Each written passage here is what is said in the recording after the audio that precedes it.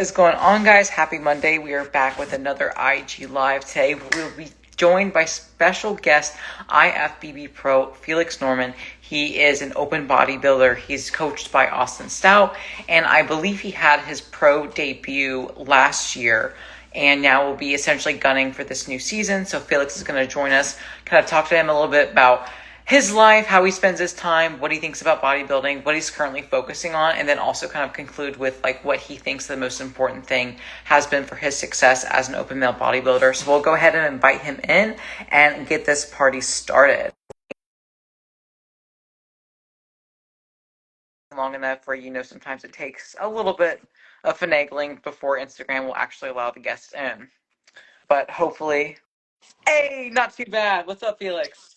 Hey, what's going on? Did I do this right? You fucking crushed it, dude. Is this your first All right. live? All right. No, I don't think I ever have. You're kidding. No way. Well, congratulations. Welcome to IG Live. It's nothing crazy, but it's nice to be able to talk to you. Yeah, definitely. You too. So I want you to tell me a little bit about your life as a whole before we really dive into bodybuilding. But what kind of sparked maybe like your love and drive for health and fitness?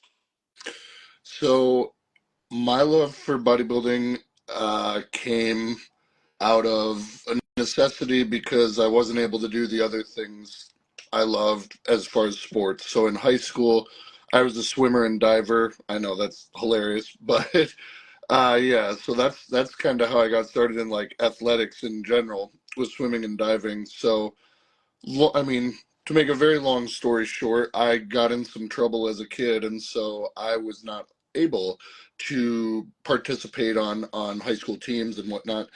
And so while I couldn't participate in the sports, I found myself in the weight room with the football team, the wrestling team, whatever, during lunch hours, after school, strength and conditioning class, whatever.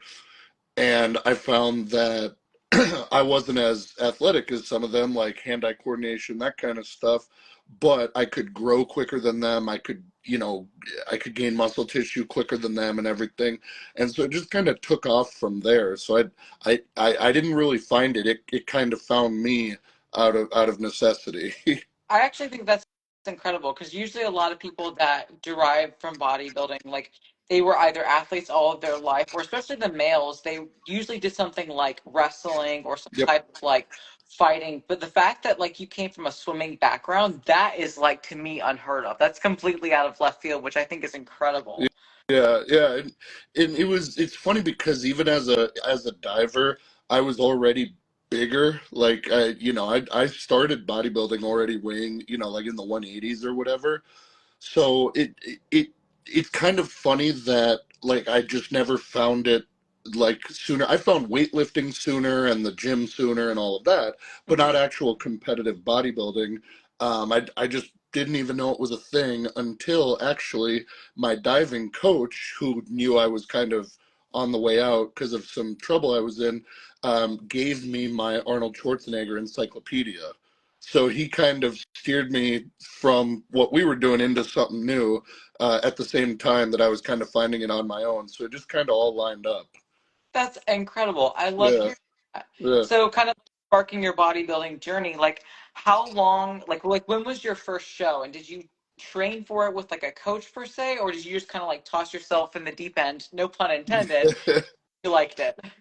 So I did my first show in 2011, so I was 18, and I did my first show totally natural, which I recommend every competitive bodybuilder do if it's not too late already. If you're natural, I always recommend to people try to do your first show natural.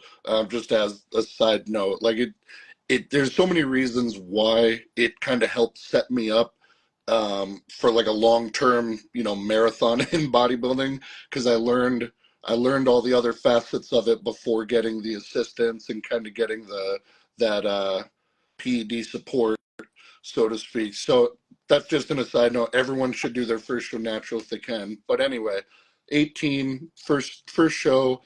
I did have a coach, a really good coach, a guy named Aaron Callister. He still, I think, still runs the Mr. Natural Minnesota here in Minnesota, obviously. I think he still does. So yeah, I had a coach. That's also I recommend work with a coach from the get go. Don't try to do this on your own. In the beginning, you know so little that it's way too overwhelming, and eventually, you know enough where you overanalyze Yeah. everything. So it's time to have a coach for that reason. So at any level, you should be doing it with a coach. Mhm. Um, so I did it. I would say I did it the right way. First show natural, got a coach, did the local show, got my ass absolutely destroyed. um, I was an 18-year-old natural kid, and I ended up losing to the kid who would eventually, a couple months later, win teen nationals. So I just got smoked by the best teenager in the country. Oh my God. Well, on Yeah, one hand, that's got to make you feel good, 'cause at least you got spanked by someone worth getting spanked by. exactly. Yeah, yeah. And it was also a thing where, like, even though I got just demolished, I still loved it anyway, the experience. So it was like, that's how I knew, even getting my ass kicked, I still Yeah. loved it. I still enjoyed it. So, Yeah, absolutely. That's great. So you started, you said 2011, it's now 2025. So that's like a decent amount of time under your belt. So remind me, when did you earn your professional status? Was that 3 years ago? 4 years ago?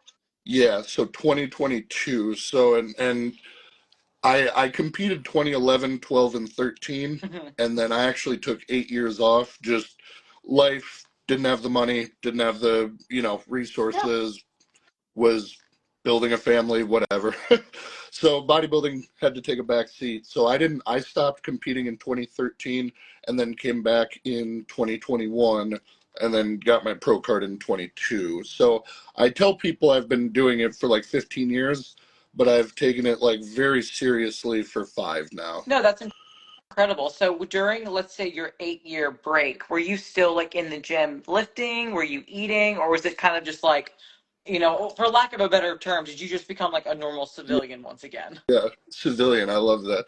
Um, No, I definitely stayed in the gym most of the way through. I mean, there were definitely, months at a time where I would just fall off and, whatever. But I was more or less always in the gym very slowly, still gaining weight, still gaining muscle over time. There just wasn't any structure. I just kind of ate the way I wanted, lived the way I wanted. Um, so I definitely I could have squeezed like that 8 years of Yeah. progress. I could have done it in 3 or 4 if I was more diligent, but I just, I knew I wasn't getting on stage, so it's hard for me to get in that locked in headspace if it's not for that very specific reason.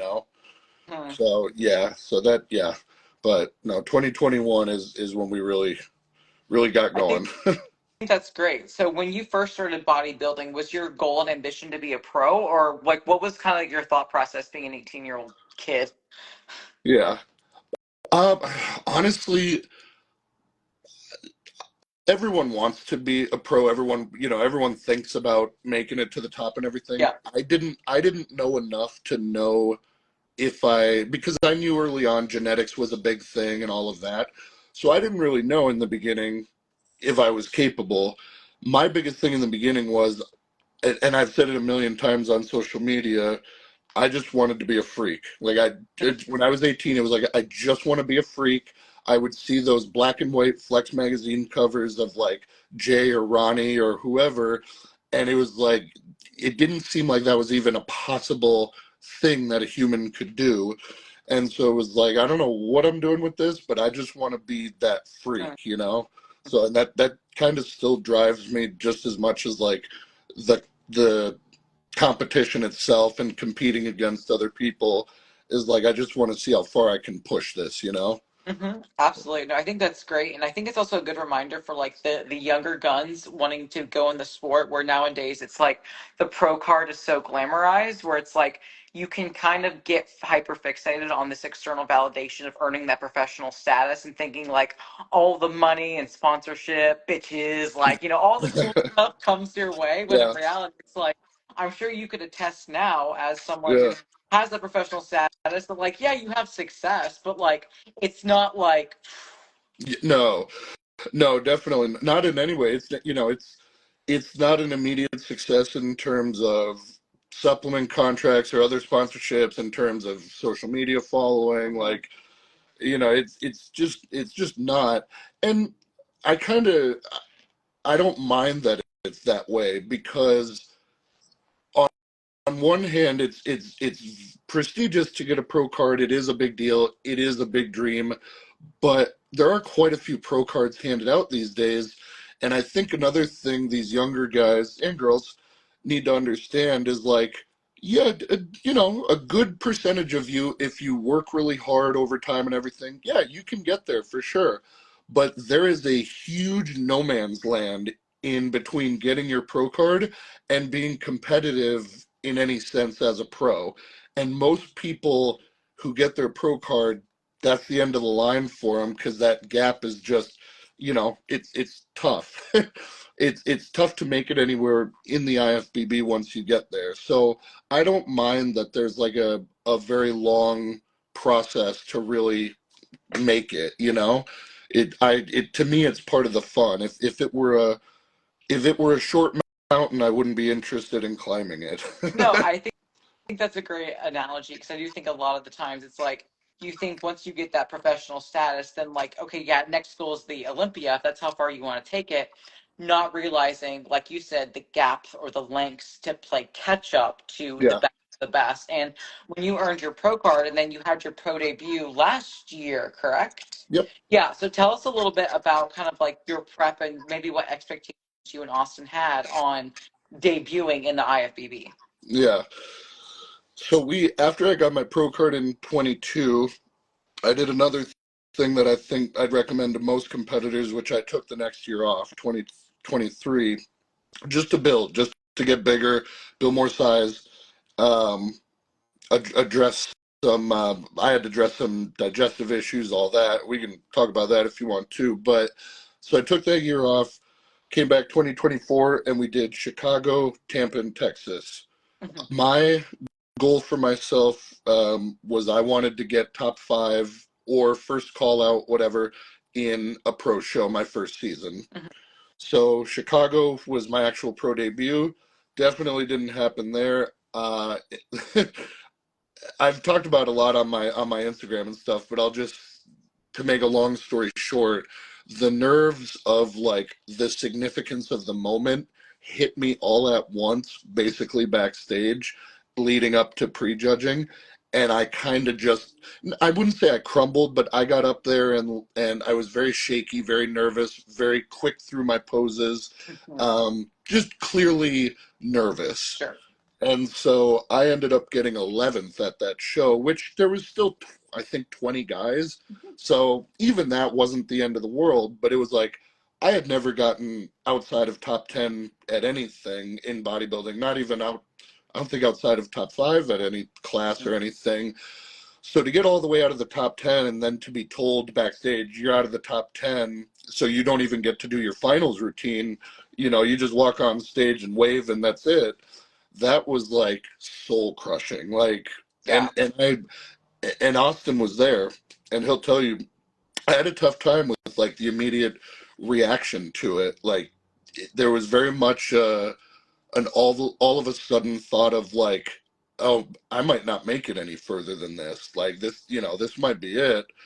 So took the lessons from that, moved into Tampa 2 weeks later, and ended up getting seventh again out of 19 or 20 guys. So big improvement, Mhm. little bit better package as far as peaking. Austin and I continued to fill out and everything. The biggest thing though was I just slowed down my brain, calmed down, just didn't get too intense with it. Mhm. And I tell people now, and again, younger competitors, I was going on stage with the mentality that I walk in the gym with. Mm. And there are different places for different mentalities. You don't want to get on stage like you're about to run through a brick wall and hit your heaviest set. That's not, you know, that's not the mindset you want to have, because it'll look like it up there, and people will be like, wow, this is like, he's really nervous, jittery, moving around too much. So I tell people now, like, don't have that same mindset for the stage or even backstage or anything like that, or even in your posing practice. Find a different mindset that brings your heart rate down, calms you down, lets you breathe normal, everything. I even, for the last, after Chicago, anytime I would run through posing practice, I would put on like chill, soft, just like soft rock music, stuff you would hear your parents play on the radio in the car, like just, you know, Yeah. train, just boring, like light music to kind of try to get in that headspace of just calm, relax, slow it down.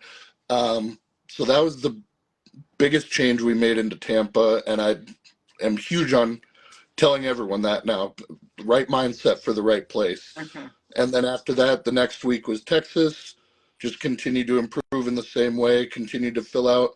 That is when I got my fifth place top five. I got a check, I got a medal, and that's what I wanted to do at a show my first season. So it took three shows, but I I I fucking did what I wanted to do my first season.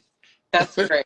Not to That's be great. long-winded about it. No, I think that's great. And it shows a lot of perspective, but also your mentality as an athlete and your heart as an athlete. And I actually remember, like not to say I'm obsessed with your journey, but I love watching big freaks. I mean, that's why I gravitated toward bodybuilding. Like, yeah, I'm a Yes, little bikini athlete, and I do train really fucking hard, but like I love the freaks. I love watching yes. guys because it's just pure craftsman at that point. And I remember your posts about your placing for your first ever show and how hard you were on yourself. Yeah. And that rawness in your, Instagram voice is what really turned my dial on to watch you grow as a competitor. Because if you were that hard on yourself, like assuming ownership for the nerves and the jitters, like I wanted to see how you handled pressure, because how a lot of athletes are and how I am is like we are very hard on ourselves, but to Hmm. the point where there needs to be enough pressure to invoke change, but not so much pressure where, like you said, you crumble. So Yeah. I wanted to watch you and see how you rose above and overcame it. And then what did we see? Nothing but improvements, Hmm. improvements, improvements, all the way to the point where you got your goal of top five, earning a check. And I do love that you mentioned about the mindset when you pose and the mindset when you pose and compete, because something that I really have started to do for myself since I am in prep after 5.5 years away from the Oh, hell stage to make my yeah. I didn't know that. How many weeks out are you? uh the way that I want to compete, and I don't mean to sound like pretentious, but I don't want to pick a show. I want to pick a show once my body is ready and my mind is Yep. ready. Because, like, I want to bring my best, and I don't want to attach a timeline to that. But, like, I have plenty more fat to lose. We're Yeah. still happy. We're not tired. So we have a long way to go, but that's Yeah. part of the journey. Yeah. But, But yeah, but the decision has been made. You're getting on stage this year. Oh, exactly. that's exciting. I love it. Yes. And with that, I love that you mentioned about the music, because how I pose, and I get bikini athletes, it's normally the background music is fucking like big booty bitch Hmm. Sean Paul, like Beyonce, and there's Yeah. nothing wrong with that. Like there's a time and a place. That's not me though. Right. And so when I pose, I actually listen to playlists that Eric and I have made. That's my husband, where it's like very slow. It's like slow country in a way where it's like it's nothing compared to what I will actually be Yeah. posing to do. But what it does is it calms me down. Yeah. It centers me and it gives me flow. And Yeah. I get when you're on stage, you're going to already be like adrenaline pumping and going. But my whole mentality with how I pose and how I present is to walk on stage and present your best. Yep. Not like you said, smacking your head into a wall, like not balls to the walls. It's like go do what you've practiced and been doing. Go do what you love. Go Yeah. express that. And I think that's so important that even as a big ass male IFBB pro open bodybuilder, you take that same mentality. I Oh yeah. fucking love that. Oh yeah. Yeah. You should see my posing practice playlist. It's very embarrassing. Like I I love yeah. it. It's horrible. But it just you know it's and it's hard for me to do that because I always always, I'm people like will see on my Instagram and stuff. I'm pretty intense with this stuff. Like I think sometimes I have a bad habit of taking it too seriously at times. Mhm. And so it was really hard for me to walk that line, learning from one show to the next of like I had to take it serious in the sense that I had to drill and drill and drill my posing and practice and not let up in that sense, while at the same time letting the pressure off of myself and like, hey, first season, 31 years old, you got plenty of time. You're going to make improvements. So to walk that line of like, take pressure off yourself, but hold yourself to a higher standard is a tough headspace to get into for me. Some people just live in that headspace. They just don't take things too serious. And I'm just not like that. I love this so much and I care about it so much and I've kind of put all my eggs into this basket so much that it's hard for me to be lighthearted about it. But when you're trying to pose and look aesthetic and like you said, present your best, you gotta learn to be a little more light footed and calm down a little bit. Right. I think it's really important when you are so passionate about something, when you love something and want to do right by it, it invokes a certain level of Yep. ferocity. But with the wrong headspace, you can mistake ferocity for aggression. And we Yep. know aggression comes with anger. And anger is an emotion that is very hard to control. Yep. So if you want to bring your best, it's important to still keep that passion, but remain level headed in order to make sure that you present the package that you want to present to the judges toward for yourself, for your family, for your friends, for your coach, because at the end of the day, it is a big mindset thing. So Yep. something just even keeping in the back of your mind, keep yourself ferocious, but watch when it comes to Right. aggression. Hmm. I like that. Yeah, that is a good thing to distinguish between. Yeah, it's yeah, because it like ferocity and passion and all that can be used, but there does come a point where just blind rage is not Yep. going to be the most useful. Exactly, exactly. So kind of going into your debut of this year, that you're cutting into 2025, what are the goals that you have for yourself and what shows are you maybe looking to compete at? Yeah, so I already know, and I've already kind of put it out there. I'll be doing the Legion Sports Fest, which has moved their show up. It used to be at the end of September, and now it'll be May 31st, and then I'll be doing Toronto the following week, June 7th or 8th. So I'll do those shows back to back. Goal this year, it's kind of, I know it's not like the most realistic, tangible goal because competitors change. I'll be against different people and everything. I would like for myself to see top three at either of these shows. I'm aware that we could get some nasty heavy hitters in there, and maybe I get pushed back to fifth again, but I'd like to get top three, and I'd like to obviously have a much improved package.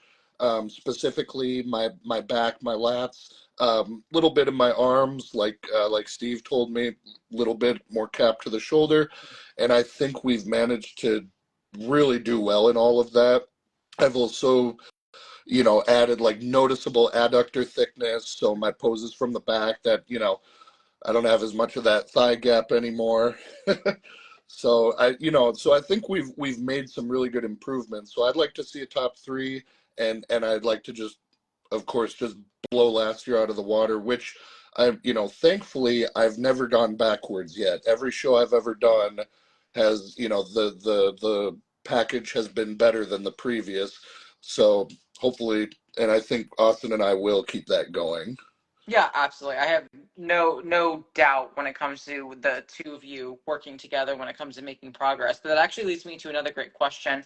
Like, what do you think, in your opinion, has been like the biggest driver of your success? Or maybe if you want to like pinpoint into like three things that you're like, these are like my pillars, if you will. Yeah, definitely the first thing is I've always been very lucky to be surrounded by good people. So like everyone knows as a bodybuilder, there's a lot of people who don't want to be a bodybuilder's partner or spouse or whatever, especially if they're not a competitor themselves. because it is very selfish. It is very all encompassing. It's very 24/7. It's, unless you're doing it for the gram, if you're doing it for the right reasons, it's not glamorous, Right. usually.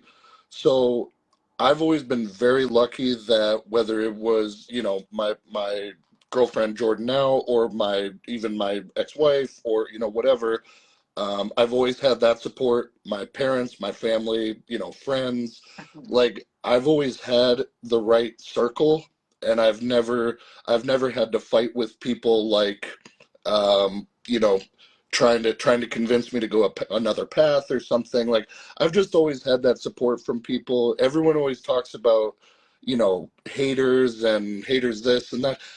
I've not really encountered that. Like, honestly, everyone has pretty genuinely supported me throughout this start to finish. Like, so I'm just very lucky in that sense. I've been surrounded by the right people and good people. And of course, Austin as a coach, that was, nailed that first try. So, cause I mean, like I said, I worked with Aaron for my, years and years ago, but Austin's the only coach I've worked with, like, long term, obviously as a pro, all that. So, that was a blessing to pick him, to make that pick in 2020 when I got serious. Mhm. So that's the first thing, is just the people. And the second thing is just my love for it. So, and I mean, in the sense that, like, I found bodybuilding before Instagram blew up, Mm. before any of this social media blew up. I caught the very tail end. I mean, the very tail end of, like, the magazine era. 09, 2010 is when I started being aware of it. And so I love it for the right reasons. I love it for the gym. I love it for the training, for the community, the camaraderie and stuff. And so, if I don't have anything worth posting for a few weeks, or if I'm deep in the off season and I'm just a fat tub of shit for a few months, and that's all it looks like online, it doesn't bother me. Like, I'm not, obviously I try to grow my social media. I try to play the game like everyone else and whatnot, and I enjoy it. But it's not why I do it. If I never saw social media again, I would still be doing the same thing. Mhm. And so I think I've seen a lot of people come and go in my time of climbing this mountain. I've seen a lot of people come and go simply because they lost interest, because they didn't fall in love with it for the right reason to begin with. And that's fine. There's nothing wrong with that. It doesn't have to be everyone's permanent thing.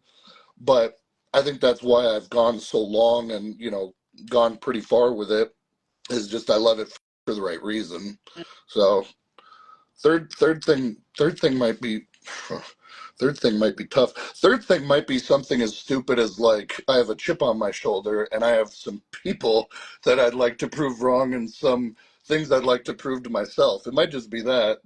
The third thing might honestly be just like you know immature. Just, I got to prove some shit here. I like that though, because you hit on like two very deep things of having a sense of community and then having a strong why.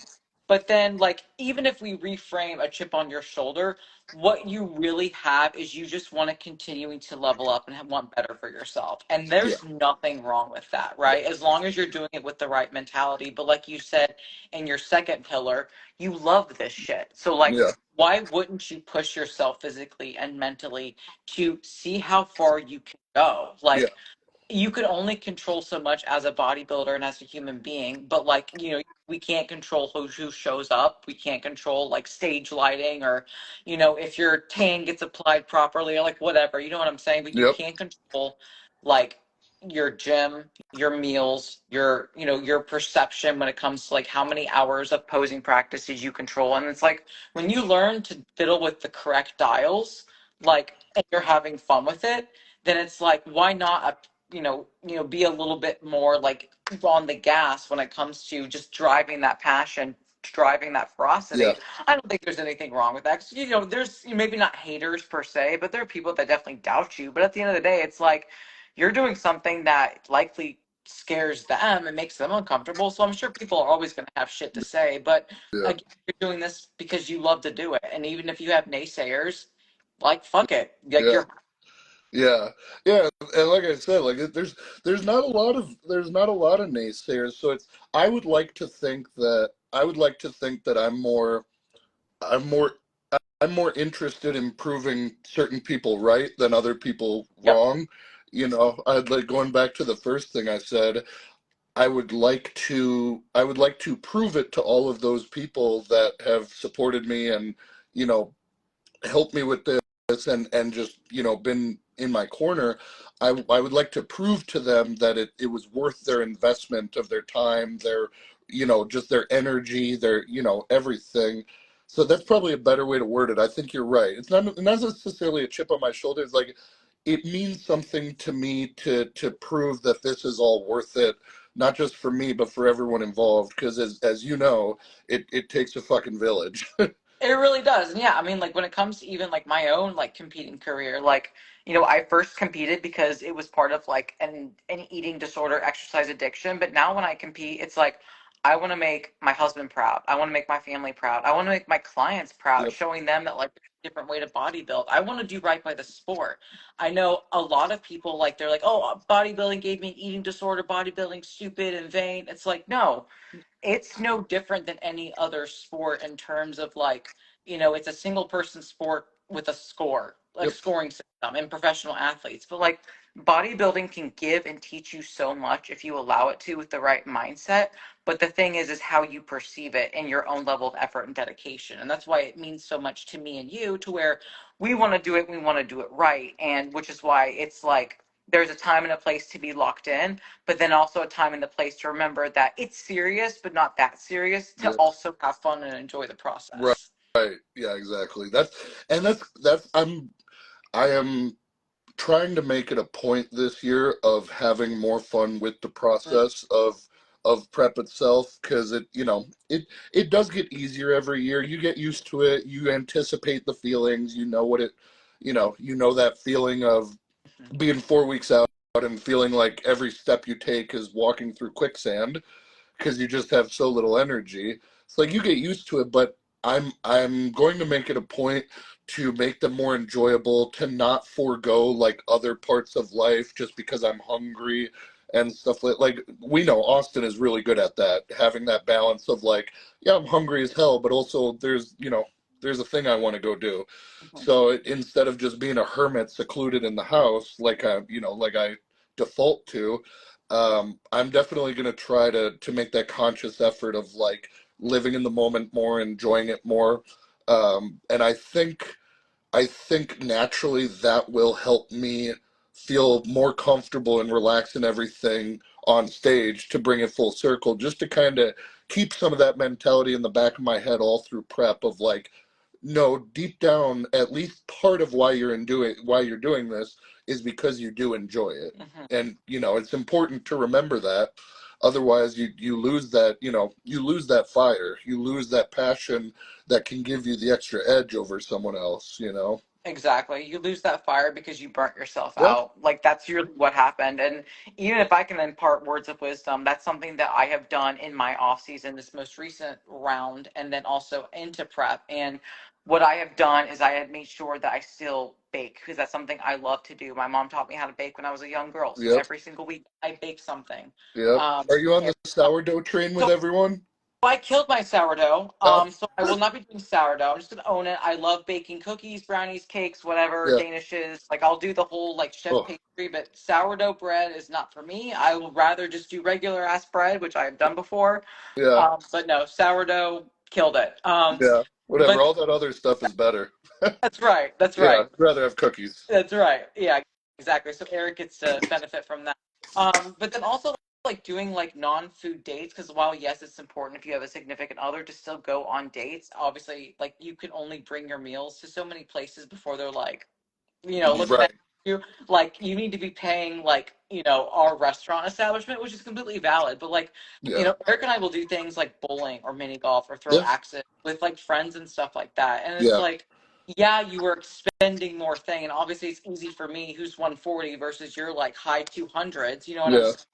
but still, it's like being out of your hermit dwelling and being out in the world is just better from a stress management perspective. And then, like, it makes your life more fun and it makes, in my opinion, prep less of a suffering, which I Yeah. hate to call it that.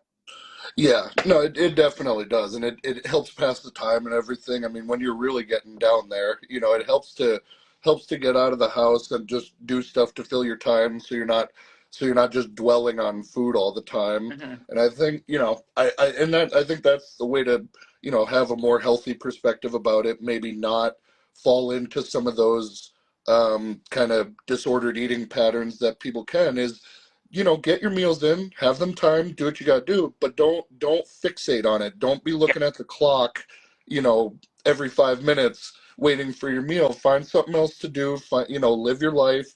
And just have it in the background, and go through not go through the motions, but kind of go.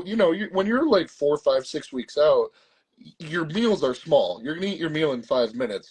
Throughout the day, you can kind of just go through the motions of, okay, I got to eat now, got to take these supplements now.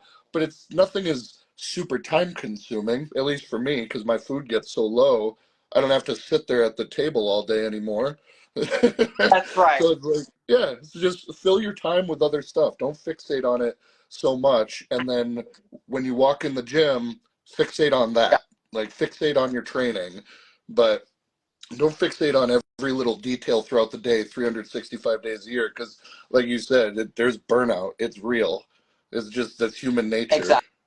Exactly. And I actually did get a question about burnout, like what to do. And I think that is really, it's really important to even take a step back. It's one, it's good to recognize that you are feeling burnt out, that you are like falling out of love with something that used to give you a lot of love and meaning and fire and drive. And it's like, why am I no longer passionate about this? And it's like, have I neglected other areas of my life? Am I neglecting relationships, friendships? Am I neglecting other hobbies? Like, it's one thing to put all of your eggs in one basket when you need to, but even like Felix, like he has like IFBB Pro Olympia stage potential. I do not. I have come to peace with that. But what that means is everything that I can give to bodybuilding, I will, but not at the expense of my Yep, marriage, my coaching business, my role in my community, yep, all of these other, I call hats with my yeah, clients. So it's like if all you wear is the bodybuilding hat, like, and you don't take off anything or put anything else on, whether you're a son, a daughter, a spouse, significant other, mother, father, employee, whatever that you do, if you are no longer finding enjoyment, it's like rather than ripping things out of your life that you probably already did in the first place, is what fun can you put back in? yeah, Like, what enjoyment can you give yourself again? Because sometimes, like, burnout is only because you've been hyper fixated on something for so long right, that you forgot that your bodybuilding hat fucking yep. stinks because you haven't washed it. Like, Felix, I know you don't have hair, but like, because you haven't washed that hat, like, go wash that hat. Yes, Go give your life meaning. Something that I even told my clients when like they hyperfixate, even if it's Gen Pop on the scale or biometrics, they're yep, hyperfixating. I will literally tell them, go donate your time this week. yep, And shelter, food shelter, like fire department, yep, library. Go find meaning and make impact because that will give you perspective. And usually that's what you need in that situation is you need to pull out of your head, yep, get some perspective, but then also figure out what you need to do. yeah. So hopefully that is helpful. Felix, do you have anything you want to add to that? Yeah, well, that's super helpful. Is it, and even I'd go so far as to say donate your time so that for a little while you fixate on someone else instead of yourself. That can give a lot of good perspectives too, especially if you're really struggling with stuff to go donate your time and get that perspective of like, what I'm struggling with is like first world problems compared to this.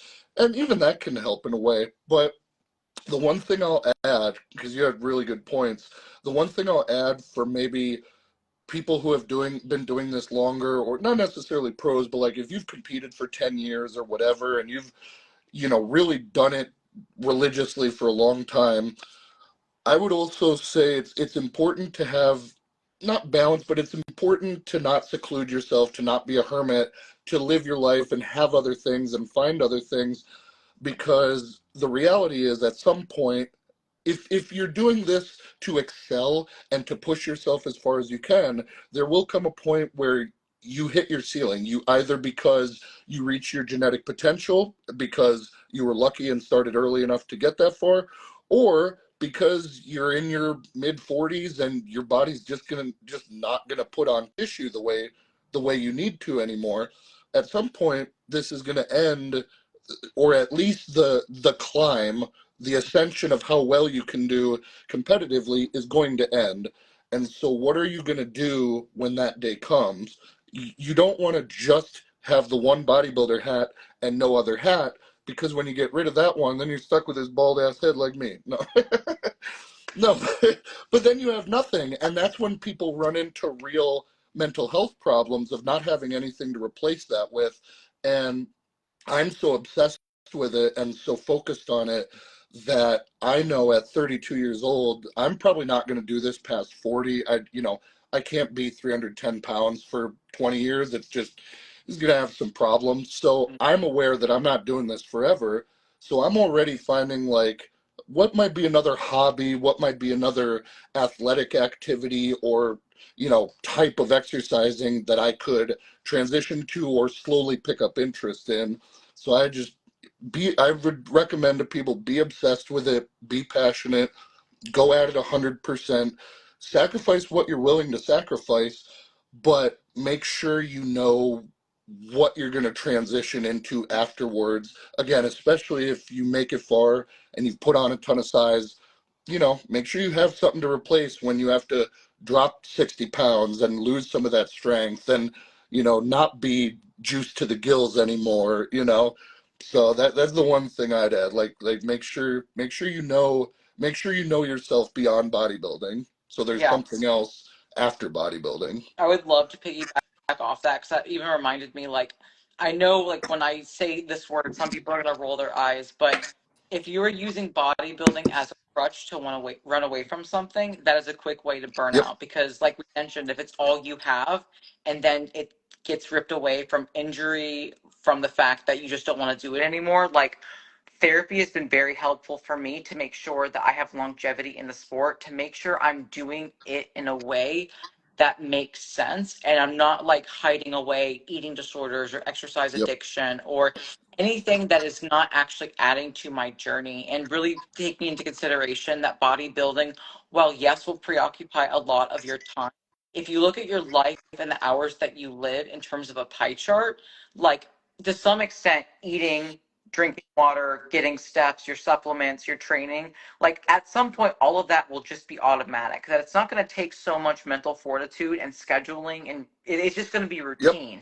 But because it's more automated now, that does not mean that it loses its intention. right, It is still very practice and meaningful, yep, but it's going to, since it takes less brain power, then you have more time you get to invest in other areas. So use that wisely, like, go make an impact, go take care of people, to excel in school, in your career, as a parent, like, whatever it is that you need to do, make sure you do it, so that way, again, you feel more well-rounded yep. and not just have a bodybuilder mentality. Yes. Yeah, yeah, exactly. No, I think that's a good way to put it is it, and again, especially if you're coming at it from a, all in perspective, I don't I understand you're not going to have a lot of balance, but be well rounded. Yeah, You can be well rounded without having a lot of balance in the moment. So just try to walk that line of having more than bodybuilding, being more than a bodybuilder, while keeping that same level of obsession and intention. exactly. Exactly, because it's like Yeah, we're gonna do the same thing until we're 90 years old. We just won't be competing. Like, exactly. we might drop down from like 5 to 6 meals, maybe to 3 or 4 Yep. civilian meals, but like, once you have a heart for this, it never really truly dies out unless you like go off the deep end. Which, again, sorry to be a swimmer's pun there, but Yeah, yeah. some of our best like analogies are just like swimming or hiking mountains, which I'm a backpacker. I love to do that, so I it's know. like I feel you there. I know that's my Instagram. That's my little personal Instagram hashtag is we keep climbing. That's right. So yeah. No, I love that. So we keep climbing, and mine's every damn day. So I Yep. like that.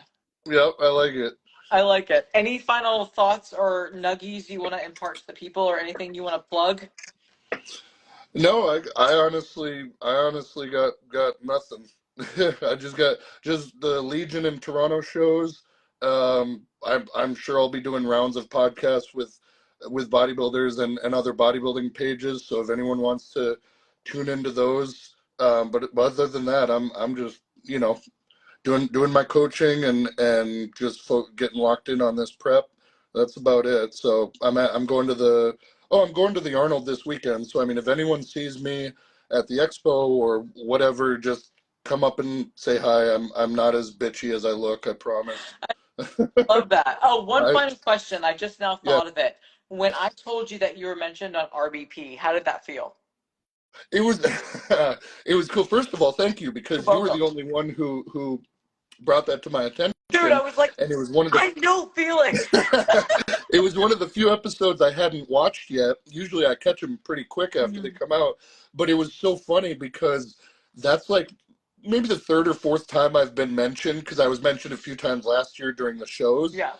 And every single time, if you know the guys, Paul Lozon, I met him after I got off stage at North Americans, and he's always been super friendly to me, very supportive. You know, says good things about my physique, all that. Really nice guy. So he's the one who usually brings me up on Bro Chat, and every fucking time he brings me up, Fuad goes, "Who?" It's like fuck. It's like I still haven't made it. Fuad still doesn't know who I am, but it's funny. It's humbling, Dude, but that's I'll okay. tag him in this like live and be like, hey Fuad, this is Felix. Felix, who? Oh, Norman. Oh, huh. It's like, damn it. Oh well.